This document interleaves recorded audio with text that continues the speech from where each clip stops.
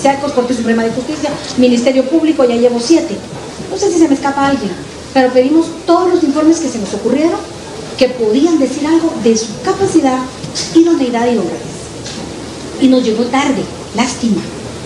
Sí, no, ¿verdad? Porque lo pudimos, todavía no había nacido a la vida jurídica, pero no estuviéramos aquí sentados. Porque ese sábado que le dedicamos 12 horas, si el informe hubiera llegado el viernes, hubiera sido que no, tal y como lo hicimos el día martes a primera hora. ¿Sí? Entonces, de verdad, señores diputados, el caso es así, no hay caso. Es por razones políticas esta persecución, por supuesto. Hay otros temas que están por ahí, en la nebulosa, y cualquier cosa que sirva para que los magistrados pierdan credibilidad. Tenemos una trayectoria y una carrera. Yo soy tal vez una de las que menos trayectoria tengo de mis colegas. Hay quienes tienen 40 años o más de su trayectoria profesional. Entonces, tal vez no soy la de menos, pero de medio, digamos, ¿verdad? Y yo agradeciendo esa oportunidad que me dieron, creo que le respondí, señor diputado. Sí. Sí, gracias, distinguida magistrada. Efectivamente, lo que nosotros pues en esta audiencia es poder esclarecer toda la veracidad de los hechos. Efectivamente usted lo menciona, que ustedes al encontrar que era un hecho notorio por parte del registrador, ustedes solicitan todos los informes. Usted mencionaba, no sé si nos puede informar en qué fecha solicitaron ustedes a la FECI y a todas las... El 9 de febrero, y lo enviaron el 9 de febrero este último. Perdón, sí, no, yo se los leí en la cronología, pero déjenme confirmárselo, porque no va a ser que me equivoque. Sí lo habíamos pedido el 9, algunos llegaron el 23, otros el 27, otros el 24, y lamentablemente el que más nos servía de la FECI llegó el 13, y nosotros resolvimos el 11, ¿verdad? Que fue sábado, pero el 14, un día después, quedó sin efecto y no había nacido la vida jurídica. Gracias, distinguida magistrada. Le agradecemos la respuesta, magistrada. Yo me voy a permitir leer rápidamente el comunicado del 19 de marzo y después le voy a hacer una pregunta que me gustaría que me respondiera brevemente. Para que conste en los medios y ante esta honorable comisión, el Tribunal Supremo Electoral a la ciudadanía hace saber: estamos por concluir la primera fase del proceso electoral 2023, tanto el cierre del padrón electoral como con la recepción de expedientes de ciudadanos que se postulan en representación de diferentes organizaciones políticas. Como es del conocimiento de la ciudadanía, la semana anterior se tomaron decisiones de este tribunal al declarar viable una polémica candidatura, bajo el principio pro persona, pilar de los derechos humanos, mismos que son universales, y otras consideraciones que constan en la resolución aludida.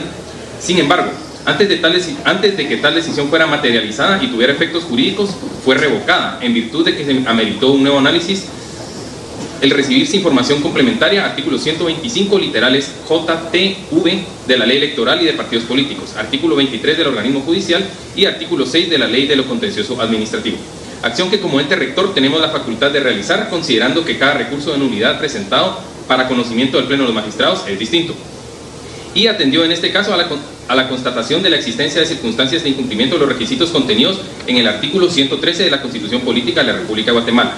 Desde el Tribunal Supremo Electoral continuamos trabajando comprometidos con la ciudadanía. Nuestro principal objetivo es garantizar un proceso electoral transparente, eficiente y dentro del marco de la ley. Nuestro trabajo es hacer lo correcto, especialmente privilegiar el bienestar de nuestra democracia. Guatemala, 19 de marzo de 2023. Sí, muchas gracias. Ahí estaba muy claro. Sí. Perdón que la interrumpa, eso no ha terminado. Usted mencionaba en su intervención anterior, en la primera intervención, que como pleno de magistrados permitieron la inscripción del ciudadano Manuel Antonio Valdizón Méndez. Sin embargo, sí me causa a mí duda que usted dice en su defensa, en otras declaraciones, ha mencionado que nunca se materializó dicha inscripción. Me gustaría que explicara a esta honorable comisión pesquisidora cuándo se toma como, o sea, cuándo ustedes como magistrados toman que sí se materializó y cuándo no, por favor. Con mucho gusto. La ley del organismo judicial estipula que toda resolución adquiere firmeza si 3 días después, hábiles de haber sido emitida, no es impugnada por algún motivo, porque si es impugnada dentro de esos 3 días, la resolución no está firme. Entonces, si hubieran pasado 3 días sin que hubiese variado esa resolución, hubiera adquirido firmeza y no se materializó en virtud que el 19, que ya nos tocó dar las credenciales a ese como a otros partidos, Nosotros solo dimos 19 credenciales en vez de 20, porque ellos postularon 20 candidatos. Él ya no era candidato por la revocatoria de oficio que hicimos de conformidad con los artículos que usted amablemente leyó, y si no mencioné el principio pro persona. El latín es pro homine, por si lo ven por ahí, pro homine o pro persona, es el mismo principio que rige los derechos humanos. Y ese fue uno de los, por eso lo dice el comunicado, que nos sirvió también en ese momento. El principio pro persona dice que cuando haya dos normas o más que aplicar a una situación, que se aplique la más favorable a la persona, ¿sí? Y si hay dos situaciones que le afecten a la persona, que se le aplique la menos restrictiva de sus derechos y la más garantista. Eso significa el principio pro persona o pro homine, porque en latín es pro homine. Entonces, en aras de ese principio, cuando ante el hecho notorio y no tener fundadas algunas cosas o tener dudas, acuérdense que puede haber una duda razonable, porque dice que se había declarado esos delitos, ¿cómo es que decía lo que les leí? Decía que los habían desestimado prácticamente y que estaban en apelación, no eran concluyentes. Entonces, ante trajimos a colación el principio pro persona o pro homine y aplicar la condición más beneficiosa. Cuando afecte a la persona, se hace una interpretación restrictiva de los derechos. Cuando favorezca a la persona en aras de sus derechos humanos, se hace una interpretación amplia, garantista. Por eso es un principio fundamental de los derechos humanos. Y eso fue, además de lo que dice el 113, que esos tres requisitos deben estar fundados. No le comprendí la pregunta. La razón por la cual no participó en el Pleno de Magistrados en marzo de 2023, en la cual se revocó la resolución de la inscripción inicial del candidato a diputado Manuel Antonio Valdizón. Que yo no participé, sí. No participé. Recuerdo eso, pero ahorita se lo veo y le digo, gracias. porque eso está en los primeros folios. El folio 1 en adelante es la del 11 de marzo, el folio 13 es el informe que nunca llegaba, finalmente llegó, y el folio, lo que sigue, es la que usted alude, es del 14 en adelante. Vamos a ver. Yo sí firmé, disculpe, aquí está mi firma. Es la revocatoria, sin lugar, revocamos, y aquí está mi firma como magistrada presidente. Si quieres, ¿lo quiere ver? No. Está en el folio 19. Perfecto, voy a revisarlo al finalizar el folio 19 se lo mira para que salga de nuevo. Sí, muchas gracias. Vale. Sí firmé, que por eso me extrañó lo que me dice. Claro que sí participé. Si alguien le dijo lo contrario, fue otra maliciosa mentira. Gracias, magistrada. Asimismo, pregunto a la honorable comisión pesquisidora si hay alguna otra pregunta para la magistrada. Tiene la palabra el señor diputado Gerardo Díaz. Gracias, presidente de esta comisión, señora magistrada. La verdad que quiero estar diciendo que somos una comisión muy objetiva. No hay ningún tipo de parcialidad en ese sentido. Tengo una pregunta que yo creo que ya se discutió bastante en esto y ya dio algunas explicaciones, pero hay un par de preguntitas más ahí anexas que me interesa saberlas. ¿Cuál fue el criterio que motivó a revocar de oficio la resolución que declara sin lugar el recurso de nulidad presentado por el representante legal del partido político CAN, la cual tuvo como consecuencia dejar sin efecto la inscripción del ciudadano Manuel Antonio Fernández como candidato a diputado por el Estado Nacional cuando era García por postulado por CAN? Es una pregunta, pero por otro lado yo creo que también ya la hizo el compañero diputado secretario. ¿En qué momento una inscripción de un candidato a participar en una elección nace actividad jurídica? Y luego usted habló de que tienen una resolución que dictó falta de mérito. ¿De parte de quién, qué institución es esta? Un juzgado. Un juzgado. Un juzgado de mayor riesgo que conoce asuntos del señor Valdizón. Declaró falta de mérito en algunos de los tantos casos que aparenten. ¿Qué juzgado? Déjeme decirle. No sé, vamos a ver. Dice que fue el juez A del Juzgado Segundo de Primera Instancia Penal, Narcoactividad, Delitos contra el Ambiente, que decretó la falta de mérito de los delitos de lavado de dinero u otros activos, asociación ilícita y financiamiento electoral no registrado, a favor de Manuel Antonio Banzón Méndez. El último, aquí dentro del artículo 113 hay tres palabritas muy importantes: la idoneidad, capacidad y honradez. Palabras a veces un poco subjetivas de poder cuantificar, ¿sí? Porque en el caso de capacidad, yo creo que se tendría que pasar un test para medir ciertas capacidades. Pero yo creo que el tema aquí, muy importante, la palabra aquí en este asunto es la palabra idoneidad. A mí me gustaría, porque ustedes hablan de que estuvieron 10 horas o 12 horas discutiendo este asunto. Y bueno, yo creo que al final les costó llegar a una conclusión. Para usted realmente, ¿quién es una persona idónea? Porque es un tema muy importante, porque la vida política de muchos de nosotros continúa. Y uno dice, ¿en qué momento yo no soy idóneo? Y mejor mi conciencia me dice, retírate porque no sos idóneo, no sos capaz ni sos honrado para esos puestos. Pero me llama más la atención la palabra idoneidad. Claro. Con mucho gusto voy a tratar de dar una respuesta. Quiero adelantarle diciéndole que no hay una respuesta única para su interrogante. ¿Por qué razón? Porque para lo que para mí puede ser idóneo, para usted puede variar. Entonces, lo dijo muy bien usted, es una conceptualización muy subjetiva. Armar esto, y nosotros todos, al optar a cargos o empleos, dice, o cargos públicos, todos nosotros que estamos aquí, diputados, y en este caso que estoy yo de magistrada, y todos los que estemos aquí, que tengamos un cargo público o un empleo público, estamos sujetos a este artículo. Entonces, a todos nosotros se nos puede pasar este test, ¿verdad? Era muy discutible de las comisiones de postulación cuando me postulé para magistrada de Corte de Apelaciones. Será uno de los grandes problemas. Y va a seguir siendo ahora, fue entonces, y fue para nosotros en las elecciones. 48,000 y pico de expedientes para llegar a saber si era capaz, idóneo y honrado. Es muy subjetivo. Afortunadamente, lo que es en el interior de la República, nuestras delegaciones, pues se diluía un poco en que quien recepcionaba y calificaba como representante del registro de ciudadanos en el interior eran nuestros delegados, como representantes del registrador. Pero si alguien interponía un recurso, venía al tribunal, es decir, a nosotros, ¿verdad? Pero la idoneidad, ¿cómo la mido? ¿Cómo hago?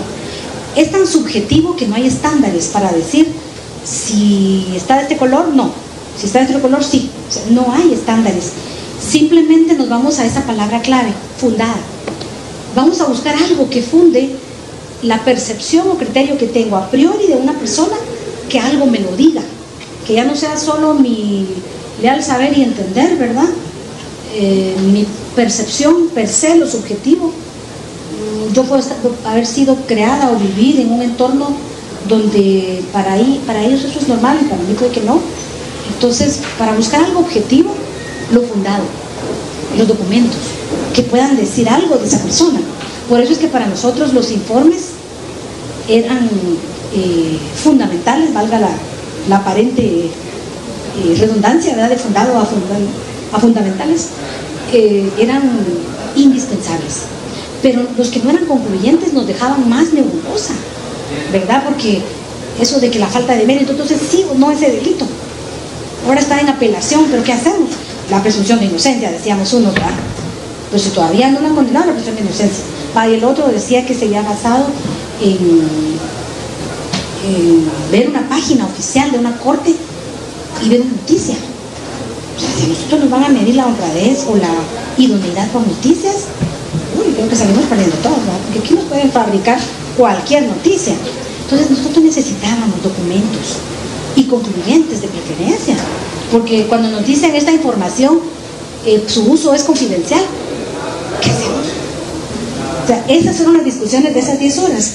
Fueron del pro homine, de la presunción de inocencia, de que ese delito electoral, como no le va a tomar en cuenta el tribunal, pero resulta que tenía falta de mérito. alrededor de todo eso. Para ese entonces, cuando ustedes resolvieron inscribirlo, por algún momento ustedes resolvieron inscribirlo, usted ya tenía información de que él había sido juzgado en un distrito de los Estados Unidos, el señor García. Esa información oficial solo no llegó, nunca oficial. Solo llegó el hecho notorio que señalaba el registrador, que dijo que él visitó, ustedes lo pueden ver en la resolución, ahí viene. Él visitó una página de internet, y eso es lo que dice, que por eso es un hecho notorio. Y claro, todos nosotros lo sabíamos, porque pasaron noticias de eso, por eso era un hecho notorio. Pero para hacer una resolución o sentencia, no nos podemos basar en hechos notorios, ¿verdad? Los hechos notorios son los que dicen que no están sujetos a comprobación, y son hechos de la naturaleza. Entonces, si nos vamos al concepto de lo que es un hecho notorio, no podíamos tomarlo por hecho notorio. Estuvimos buscando que nos acreditara lo que fuera para que esos tres requisitos de manera fundada nos dieran el soporte de no inscribirlo. Y cuando llega el último documento del 13 de marzo de la FESI, fue suficiente para nosotros porque ya fue más concluyente. Ya no era solo que reserva legal. Ustedes saben cómo mandan a veces las cosas ellos, no sé si les consta, pero a veces enuncian alguna cosa pero bajo reserva. Entonces no tenemos mayor cosa. O sea, al final, el criterio, que era la primera pregunta que ustedes tomaron, no fue porque ustedes en un momento dado reflexionaron y dijeron que actuamos mal, sino que les llega un documento que a ustedes les hace cambiar la motivación de la inscripción. ¿Es así o no? Nosotros necesitábamos fundar esa motivación. Recuérdese que una sentencia o resolución que va sin motivación y sin fundamentación es arbitraria.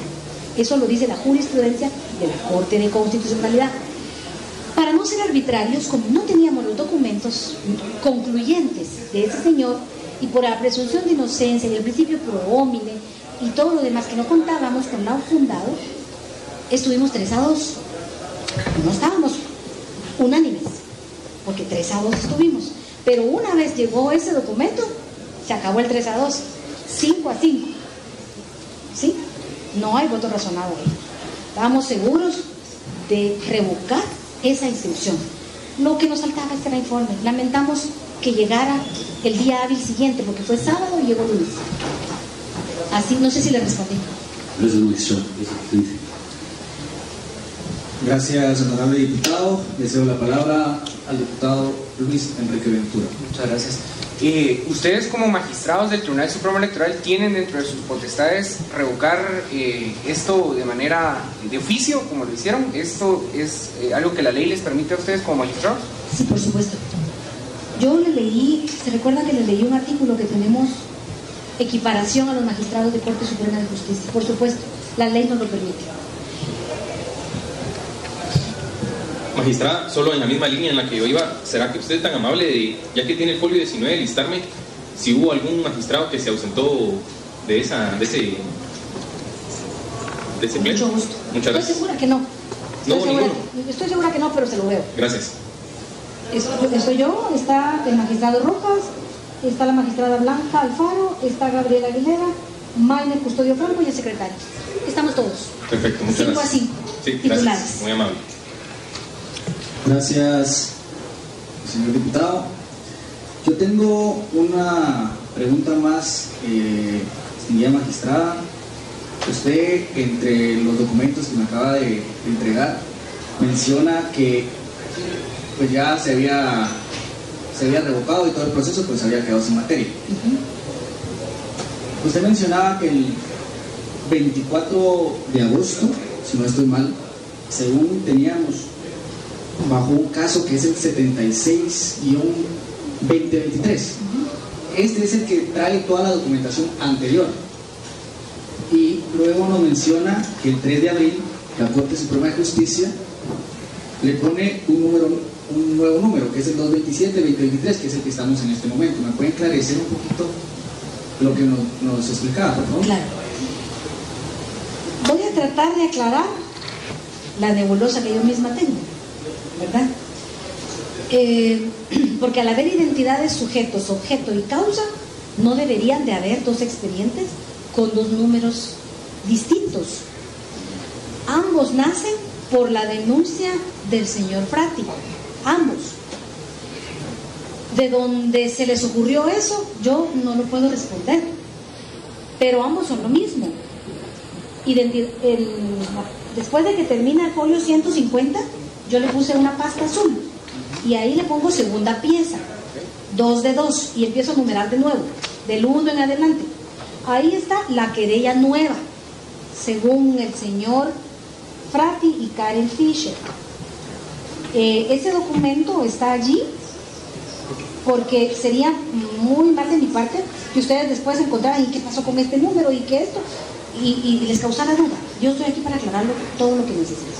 Y si ustedes ven lo que acompañan de pruebas, porque el artículo 4 de la ley en materia de antejuicio dice que al que denuncie o se querelle sobre una situación, los hechos le deben de constar. No se lo estoy recitando literal, pero lo puede buscar alguien si tiene la ley de antejuicio. En el artículo 4 dice que los hechos que está denunciando deben de constarle. ¿Y saben qué acompañan estos señores? Noticias, que hasta hay publicidad de la México en todas las noticias. Están fotocopiadas. Ellos las acompañan. Bueno, entonces, lo único que hay es esa querella nueva de ellos, le voy a decir, y la Corte cuando lo califica, y mire, tiene 14 de marzo, el día que nosotros revocamos. Bueno, digamos que no se habían enterado. Pero entonces viene la Corte y cuando califica, lo rechaza in limine. Aquí viene el rechazo liminar. Entonces viene el Ministerio Público y lo manda como antejuicio nuevo. Lo que ya sabía el Ministerio Público, que ya estaba en conocimiento por amparo que ellos mismos presentaron y que la Corte ya les había dicho que no, y lo manda. Entonces no quiero usar términos que tal vez me van a costar caros, pues. Pero saquen ustedes sus conclusiones. Nosotros en agosto, cuando digo nosotros, los 3 magistrados, yo en lo individual y el magistrado custodio y el magistrado suplente Cordón, presentamos un memorial a la Corte Suprema de Justicia, diciéndoles también, ya lo mandamos ya no sabíamos a cuál de los dos casos, pues, porque es un relajo eso. Entonces, mandando a decir del desistimiento del señor Cruz, de lo que la Corte Suprema había resuelto, y que no tenía razón de ser. Pese a eso, el 3 de abril lo mandan aquí al Honorable Congreso. Entonces, no entiendo. Solo me puede quedar un sabor amargo de decir, más político no puede ser. Porque, señores, nosotros somos árbitros, somos magistrados, sí, esa es nuestra investidura, pero nosotros en las elecciones somos árbitros. ¿Quién define un juego de fútbol? Los jugadores. ¿Quién define el resultado de las elecciones? Los ciudadanos. Yo no toqué una papeleta más que no fuera la que cuando yo fui a votar en mi centro de votación. Es la única que toqué. Es esa única papeleta que toqué. Los demás estuvo a cargo de los 125,000 ciudadanos que estaban en las juntas receptoras de votos, que ni llegué a conocer, pero ni el 1% de ellos. Entonces, ¿esto es político? Permítame concluir, sí es político. Y eso político lo hace ilegítimo. Lo ilegítimo quiere decir falso, falseado. Eso quiere decir ilegítimo. Lo pueden buscar en el diccionario, no me lo estoy inventando. Entonces, lo político lo hace espurio. Porque lo espurio es lo que es falso, lo que es falseado. Y esos dos factores lo hacen ilegítimo. Entonces, yo por eso dejé una frase para el final, y aunque no he llegado al final, no me han dicho ya se puede retirar, la voy a mencionar, si ustedes me lo permiten. Donde hay poca justicia, es un peligro tener la razón. Nosotros la tenemos, está documentalmente. Pero hay poca justicia, porque algo que ya no había razón de ser, lo mandan, y ya habían dicho que no llenan los requisitos. ¿Y cómo así, no?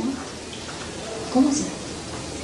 Entonces, bueno, yo sé que después de mi intervención le va a tocar al magistrado Álvaro Cordón, que es suplente, y si yo amplío mucho las respuestas, perdonen el tiempo que les quité. Ustedes me dijeron, por favor, lo más breve posible. Sé que me lo dijeron al inicio.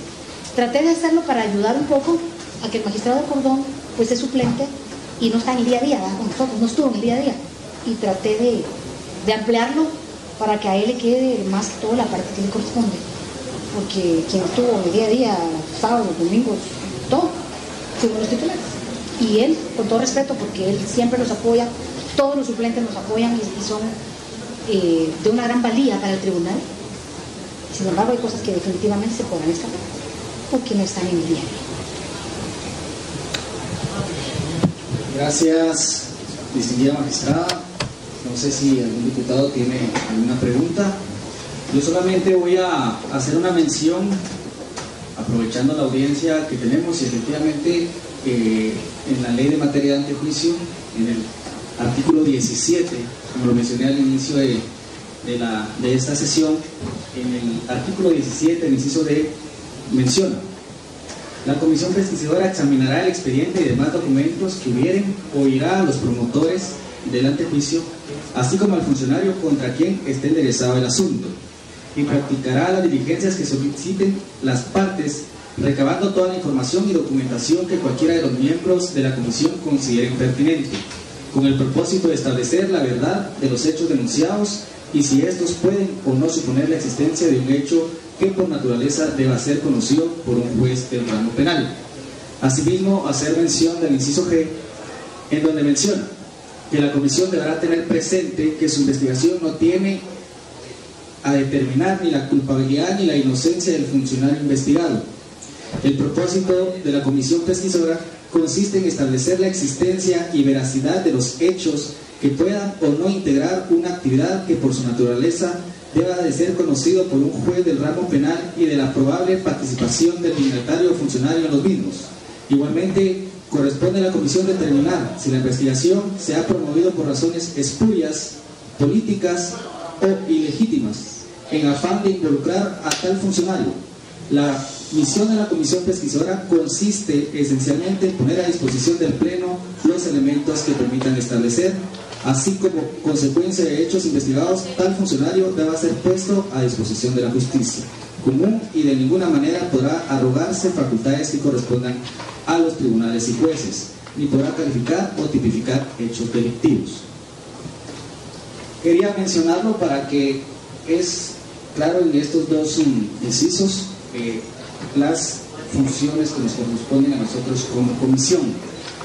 No teniendo más preguntas, distinguida magistrada, nosotros le agradecemos su participación y presencia ante esta comisión, por lo cual si le podemos brindar un par de minutos, si usted tenga algo más que argumentar ante esta comisión, y si no, damos por finalizada esta sesión. Lo único que quisiera agregar, si ustedes me lo permiten, es, como mencioné, el artículo 4. Lo voy a leer, es que no traje la ley como tal, pero sí lo tengo aquí copiado. El antejuicio se origina por denuncia ante juez de paz o querella presentada ante juez de primera instancia penal.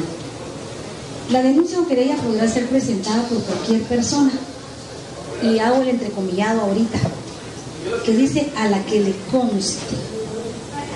Eso yo lo entrecomillé, lo puse en otro color.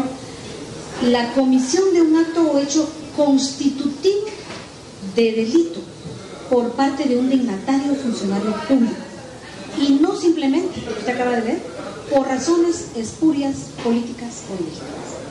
Entonces, honorables miembros de la comisión pesquisidora, finalizando mi exposición, les solicito a ustedes que, llegado el momento, con los documentos que les dejo, con lo que yo pude resolverles, espero que lo haya hecho, y lo que falta a mi colega, ustedes puedan tener esa claridad de que este caso en el 76 o en el 227, 76 fue rechazado liminalmente, y el 227 la justicia constitucional dijo se quedó sin materia. Necesitamos mandarlo a la justicia penal, que es ordinaria, es la justicia ordinaria, es menor que la constitucional, que ya conoció, y el rechazo liminar lo conoció la Corte Suprema, menor que un juez de rango ordinario. Entonces, mi solicitud para finalizar es que cuando ustedes concluyan su análisis, que deberán hacer con los documentos que tengan, los informes que pidan, o lo que tengan a bien ustedes realizar, califiquen estos temas de tal manera que solicito sea declarado sin lugar a causa el antejuicio, porque si bien usted mencionó que un juez es el que va a determinar, es cuando hay razones, que ustedes dudan de que hay razones, de que sí, puede llegar a cometerse los ilícitos que señalaron los denunciantes.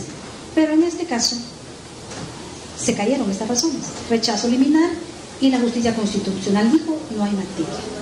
Esa resolución no nació en la vida jurídica y sería un precedente desastroso, me parece a mí, para el país, que por la inscripción de cualquier candidato en el futuro, los magistrados, cuando ni siquiera lo inscribieron, porque al fin acreditaron en nuestro, como el caso que estamos viendo, entonces, ¿qué precedente vamos a dejar para la inscripción de futuros candidatos cuando nosotros quisiéramos que participaran todos?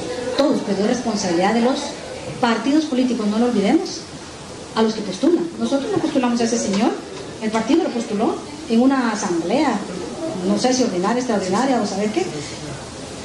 Son sus partidos los que postulan. Y ustedes son del 10% los que están aquí sentados. De los 48.000 puestos solo habían 4.300 puestos de los 48.000 postulados. Son el 10%. Son esos dignatarios de la nación que estamos haciendo historia. Y por eso solicito que al resolver tomen en cuenta que en la justicia constitucional se decantaron porque se quedó sin materia. Y la Corte Suprema también lo declaró que no llenan los requisitos. Ahora, las razones que tuvo para mandar este otro que encontró ahí perdido porque le dieron otro número a saber por qué confusión, por qué nebulosa, no quiero especular sobre las razones. Pero son mismos hechos, misma causa y mismos sujetos. Hay igualdad y los que somos abogados sabemos que por el principio no bis in idem y cosa juzgada, y también por estas razones el caso ya no puede ser juzgado doblemente. Sería arbitrario para nosotros que somos magistrados equiparados a magistrados de Corte Suprema de Justicia. Tenemos también una alta representación que este mismo órgano, el Congreso de la República, en el 2020 nos seleccionó con 108 votos y nos dio esa investidura que portamos, y creo que lo hemos hecho dignamente. Gracias, señores presentes, y sobre todo gracias, señores diputados, miembros de esta honorable comisión pesquisera. Espero que mi intervención pueda dar algún apoyo a esa gran tarea, difícil tarea que ustedes tienen. Difícil si se quiere complicar, pero está fácil, está sencillo. Realmente, señor presidente, pues estoy cayendo en cuenta que no traigo la USB donde lo tengo digital para que se lo pueda compartir a todos, pero se la puedo hacer llegar a su despacho. Sí, entonces le dejo el físico y en esta semana yo le mando a dejar una USB con el documento digital para que lo puedan tener a disposición sus colegas. Muchas gracias a todos y pasen feliz día. Y bien, hasta acá el video de hoy. Recuerden que ustedes tienen la última opinión que pueden dejar acá abajo en la cajita de comentarios. Dicho esto, nos vemos hasta el siguiente video. Adiós.